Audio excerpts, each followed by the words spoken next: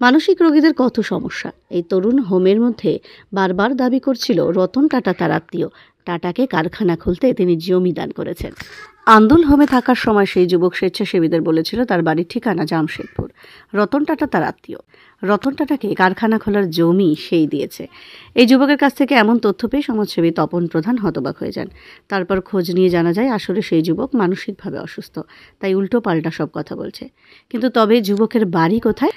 স্বেচ্ছাসেবী সংস্থা ঈশ্বর সংকল্পের বিশিষ্ট সমাজসেবী তপন প্রধান হাল ছাড়তে রাজি হননি। শুরু হয় খোঁজাখুঁজি। শেষমেশ জানা যায় যুবকের বাড়ি ঝাড়খণ্ডের গিরিডি জেলায়। তার নাম মোহাম্মদ আরিফ। বয়স 25 বছর। 20 বছর বয়সে সে মানসিকভাবে অসুস্থ হয়ে পড়ে। শুরুতে মনোরোগের চিকিৎসা না করে ঝাড়ফুঁক টুকটাক শুরু হয়, কিন্তু তাতে কাজ হচ্ছিল না। শেষমেশ মনোরোগ চিকিৎসকের দ্বারা চিকিৎসা শুরু করলে ওষুধ খেয়ে একটু স্বাভাবিক হয় আরিফ। আর সেই সময় সে কাজের জন্য চলে যায় বিশাখাপত্তনম। কাজ করতে করতেই আবারও চিকিৎসার সমস্যা তৈরি হলে আবারও মানসিক সমস্যা তৈরি হয়। ইতিমধ্যে বিশাখাপত্তনম থেকে ট্রেনে চেপে ফিরছিল সেই যুবক। কলকাতায় পৌঁছলে ট্রেনের মধ্যে হঠাৎ মানসিক সমস্যা আরও বেড়ে যায়, কেননা তার ওষুধ সেবন বন্ধ হয়ে গিয়েছিল। মানসিক সমস্যা বেড়ে গেলে ট্রেন থেকে মোবাইল বাইরে ছুঁড়ে ফেলে আরিফ। ঘটনা 6 মাস আগের। সাকরাইলে পুলিশ তাকে রাস্তার মধ্যে অসুস্থ অবস্থায় উদ্ধার করে আন্দুল হোমে পাঠিয়ে দেয়। অপরদিকে আরিফের মা রাজিয়া খাতুন মামা মোহাম্মদ মুস্তাক আহমেদ আরিফকে খুঁজতে খুঁজতে কলকাতায় পৌঁছান। তারা ফোনটি উদ্ধার করতে পারলেও আরিফের খবর পাননি। সাঁতরাগাছি থানায় তার মিসিং ডায়েরি করে রাখেন। অপরদিকে ঈশ্বর সংকল্প থেকে তপন প্রধান আন্দুল হোমে গেলে প্রথমে আরিফ তাকে জানায় রতন টাটা তার আত্মীয়। টাটা কোম্পানিকে কারখানা খোলার জমিও তার দান করা। এইরকম কথাবার্তা শুনে মনে সন্দেহ হয় সমাজসেবী তপনবাবুর, কেননা মানসিক রোগীদের নিয়ে তিনি বহুদিন কাজ করেছেন এবং মানসিকভাবে অসুস্থ বহু মানুষকে তাদের পরিবারের কাছে ফিরিয়ে দিয়েছেন। এক্ষেত্রেও আরিফের পরিবারকে খুঁজতে তিনি দিনরাত পরিশ্রম করেন। অবশেষে আরিফের মা এবং মামার কাছে আরিফকে তুলে দেওয়ার প্রয়াস মঙ্গলবার থেকে শুরু হয়। करके तापन सर को जिन्होंने हमको मेरा बगना को मिलाने में अहम किरदार रोल निभाया है, उनको तहे दिल से धन्यवाद देना चाहता हूँ।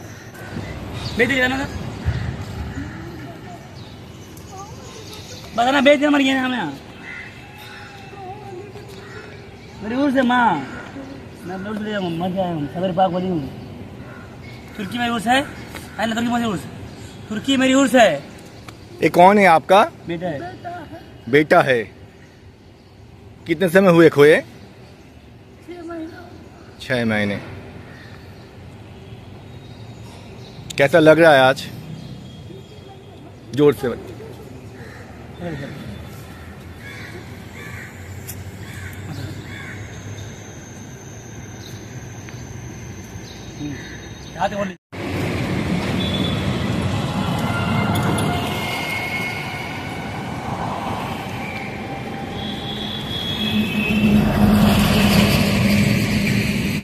अच्छा, आपका नाम?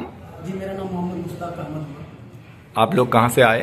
जी हम लोग झारखंड से आए हैं सर। झारखंड कहाँ से? झारखंड राजधनवार से। जिला गिरिडीह है। जिला गिरिडीह है जी सर। और गांव सिरामदी है। सिरामदी। तो आज कलकत्ता में आप लोग क्यों आए? हम लोग अपने बच्चों को लेने के लिए आए सर। अच्छा, वो कितने समय हुए खोए? जी सर 6 महीने हुए सर। 6 महीने। क्या हुआ था उनको? दिमागी कुछ प्रॉब्लम था सर उनको। अच्छा। चला रहे थे जिससे हम लोग गुम हो गए। दवा चलने के बाद या दवा बंद कर दिए थे? वो छोड़ के घर से भाग गया था। बीच बीच में दवा बंद कर देते थे? नहीं लगातार चल रहा था, लेकिन वो छोड़ के चला गया विशाखापट्टनम। अच्छा जी। और उधर से आने के क्रम वहाँ हमारे रिश्तेदार मिले उनको, तो वो बोले कि हमको कि आप उनको रिसीव कर लीजिएगा, लेकिन वो यहाँ उतरा नहीं, मोबाइल को फेंक दिया। ये मोबाइल हमको मिला आपको दासनगर स्टेशन पे मिला मोबाइल। अच्छा अच्छा अच्छा। अभी तक कोई पता नहीं चला सर। तो फिर आपके द्वारा तापुर सर जो हैं यहाँ से, ईश्वर प्रधान तापुर सर जो हैं, वो जो है सो हमको कॉल किए। ईश्वर संकल्प। ईश्वर संकल्प। अच्छा अच्छा अच्छा अच्छा। ये संस्था ने हमको कॉल किए, जिनका मैं बहुत बहुत धन्यवाद देना चाहता हूँ। बहुत आभारी कि वो अच्छा काम कर रहे हैं सर। सारे बच्चों को, मतलब जो अनाथ बच्चा जिस टाइप का जो रोड पर इधर उधर घूम रहा है, उसको जो है सो ये रख करके और उनके माँ बाप को मिला रहे हैं सर। ये बहुत बड़ा पुण्य के काम कर रहे हैं सर। इसका सिला यहाँ तो यहाँ सर ऊपर भी उनको मिलेगा। ये सबसे बड़ा काम है सर। इसी को मानवता कहा जाता है, इसी को इंसानियत कहा जाता है। इससे बड़ा और कोई धर्म नहीं होता है सर। मम्मी जी, तो आप तो अपने बेटे को लेके जाएंगे। हाँ। तो आप दोबारा जिंदगी पाएंगे। हाँ। तो आज का दिन आपके लिए कैसा रहा? बहुत अच्छा लगा। बहुत अच्छा लगा, क्योंकि कल ही आपको पता लगा था। और तुरंत आप लोग रात को ही ट्रेन पकड़ के चले आए। हम लोग समझ सकते हैं आपके मन की बात को। आपसे तो पल पल बात हो रही थी। पल पल बात हो रही थी, एकदम एकदम, क्योंकि आप लोग भी चाहते कि अपना बेटा घर में आ जाए। 6 महीने से आप लोग और ढूंढे, उनको देखे नहीं, तो उसको देखने के बाद आपको दिल में अच्छा बहुत खुशी महसूस हो रहा है। थैंक यू आप लोगों को, क्योंकि काफ़ी समय ऐसे होता है फैमिली वाले नहीं आते, जिनको दिमागी बीमारी होता है बच्चे लोगों को, तो फैमिली वाले भी छोड़ देते। लेकिन आप मामा है उनके, आरिफ के, मैंने जो देखा है आपके आँख में, तो वो प्यार और नहीं देखने मिलता है कभी कभी। ऐसे बहुत सारा बच्चा है जो बहुत सारा संस्था में है, यहाँ पे है, ये हावड़ा है आंदुल होम, यहाँ पे पिछले 12 साल 20 साल से ऐसे भी लोग पड़े हुए हैं जिसका फैमिली वाले अभी तक आए नहीं। तो मैं मैं ट्राई कर रहा हूँ कि फैमिली वाले से मिला जाए, ताकि वो दोबारा अपनी ज़िंदगी में लौटे, क्योंकि उन्होंने कुछ तो किए नहीं ना। जो रास्ते में हमारे संपर्क में आएंगे इस टाइप के लोग, जिनका बच्चा या कोई हस्बैंड गुम हो गया हो, तो मैं कहूँगा कि एक बार जा करके आप वहाँ संस्था से मिलिए। हो सकता है कुछ संस्था में आपका बच्चा हो, आपका हस्बैंड हो, और तापुन सर से खास करके मिलिए। बहुत ही अच्छा मैंने सामाजिक काम कर रहे हैं, मतलब इतना खुशी हो रहा है उनका काम देख करके कि हम आपको बता नहीं सकते, शब्द नहीं है मेरे पास। हाँ, तो माता जी आपका नाम क्या है? रजिया खातून। रजिया माता जी, तो आपका फैमिली में किसी को दिमागी बीमारी है क्या? दिमागी बीमारी किसी का नहीं था, मेरा दादा ससुर का था। आपका दादा ससुर का था? हाँ। अच्छा अच्छा अच्छा। तो आरिफ को जब बीमारी हुआ था दिमागी, तो कितने समय थे वो, कितने उम्र का था वो? मतलब वो 20 साल का था। 20 साल का था, मतलब 20-19 का ऐसा ही लगभग मतलब शुरुआत हुआ। अच्छा अच्छा मतलब अच्छा। कोई नशा वगैरह करता था क्या? नहीं, कुछ नहीं, कुछ नशा वगैरह नहीं करते थे। तो पहले आप लोग ने क्या किए उनका? मतलब वो विशाखापट्टनम में था, वहीं से मतलब अपने आप बोलना और हंसना चालू किया। तो वहाँ से लाए तो रांची ले गए, रांची में डॉक्टर से दिखाएं और वहीं से इलाज चला रहे हैं। तो कुछ दिन तक के मतलब कि सैयद अख्तर से दिखाएं, प्राइवेट डॉक्टर से। उसके बाद में नहीं जब सही हुआ तो बोला कि उसको कांके ले जाओ, तो फिर कांके में दिखाएं। कांके दिखाने के बाद में फिर वहाँ से भी संतुष्ट नहीं हुआ, तो फिर वही डॉक्टर के पास में बोला कि नहीं, पहले जो डॉक्टर से दिखाए थे सैयद अख्तर के पास में, उसी का पास में ले चलो। तो फिर उसी का पास में हम ले गए। आप लोग रहते कहाँ पे है? हम लोग झारखंड में रहते हैं। झारखंड में कहाँ पे? जिला गिरिडीह पड़ता है, थाना राजधनवार पड़ता है, घर मेरा सिरामदी पड़ता है। अच्छा अच्छा अच्छा। तो मेरा नाम है तपन प्रधान, मैं ईश्वर संकल्प एक संस्था है जो कलकत्ता के रास्ते के ऊपर जो मानसिक बीमारी है, जो घर से छूट गया है, तो हम लोग उनके साथ काम करते, उनका इलाज वगैरह।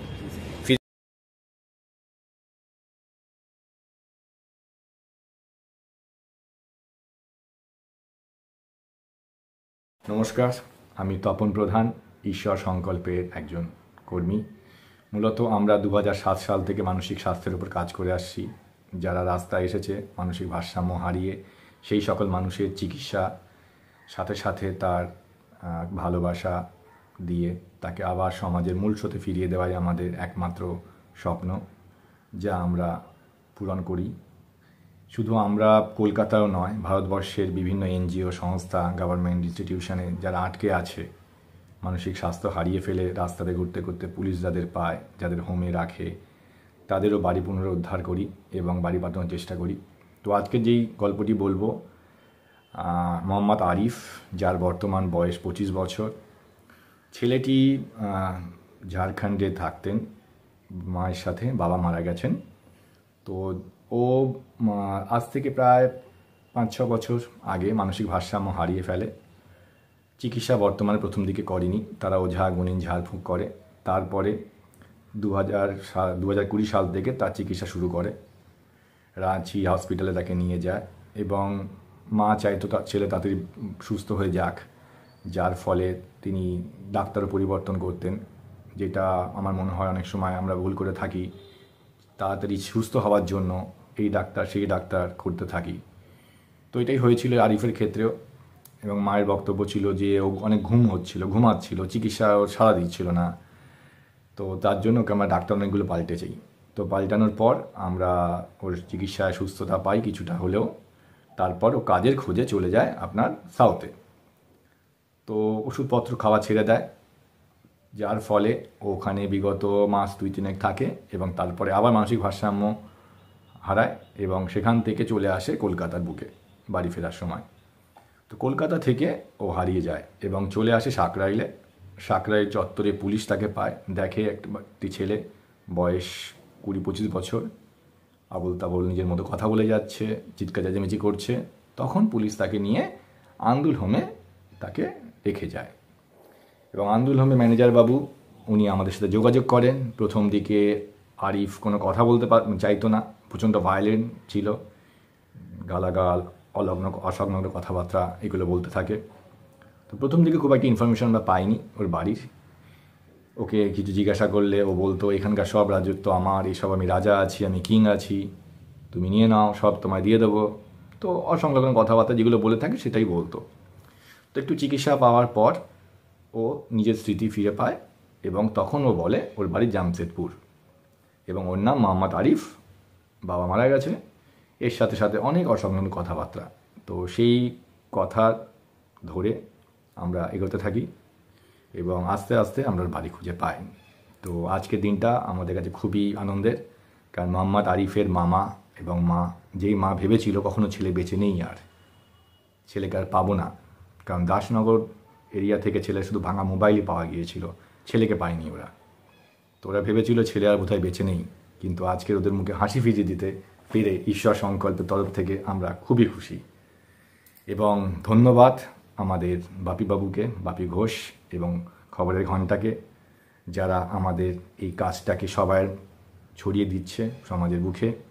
অনেক মানুষ যারা মানসিক ভারসাম্য হারিয়ে এখনও বাড়িতে আছে, তো আমরা রিকোয়েস্ট করব তাদের কাছে যে মাত্র 2 টাকা খরচা করে গভর্নমেন্ট হসপিটালে যান, সেখানে সাইকারি ডিপার্টমেন্টে দেখান, ওষুধপত্র খান এবং এই সমস্যার জন্য ওঝা গুণিন কাউকে দরকার নেই, ভূত পেত কিছু প্রয়োজনীয়তা করে দেখানো তো প্রয়োজন নেই। আপনি শুধুমাত্র ওষুধের উপর ভরসা রাখুন, তাকে প্রপার কাউন্সেলিং করান এবং ওষুধটা প্রতিনিয়ত খাওয়ান। অনেক সময় এরা সুস্থ হয়ে গেলে, একটু ভালো হয়ে গেলে ওষুধ খেতে চায় না, তখনই আসল পরীক্ষাটা। সেই সময় যদি এরা ওষুধ না খায় তাহলে আবার সে রাস্তায় চলে আসতে পারে, আপনার বাড়ি থেকে হারিয়ে যেতে পারে। এবং আজকের দিনে সমাজ কাকে কোথায় কীভাবে রাখবে কিচ্ছু বলা যায় না। তো আপনাদের কাছ থেকে আমার একটাই অনুরোধ, এই রোগের সঙ্গে লড়াই করুন, এর চিকিৎসা করুন এবং যারা মানসিক ভারসাম্য হারিয়েছে তাদের পাশে আমরা সবাই থাকি, তাদের ভালোবাসা দিয়ে, চিকিৎসা দিয়ে তাদের সুস্থ করে তুলি। তারাও আমার আপনার মতো সমাজের একজন নাগরিক, তারাও করতে পারে। আমাদের এখানে অনেক মানুষ আছে, ছেলে মেয়ে, যারা পুনরায় আবার তাদের জীবনে ফিরে গেছে, কাজ করছে, হ্যাঁ ওষুধটা রেগুলার খাচ্ছে, কিন্তু তারা স্বাভাবিক জীবনযাপন করছে। তো আমরা এদেরকে আমাদের থেকে আলাদা করব না। আপনি যে কোনো সময় এই মানসিক ভারসাম্যর শিকার হতে পারি। তো তার জন্যে আমাদের একটাই কথা, যে চিকিৎসাটা হোক, সাথে কাউন্সেলিং, ভালোবাসা সব কিছুই থাকুক। এই বলে ধন্যবাদ।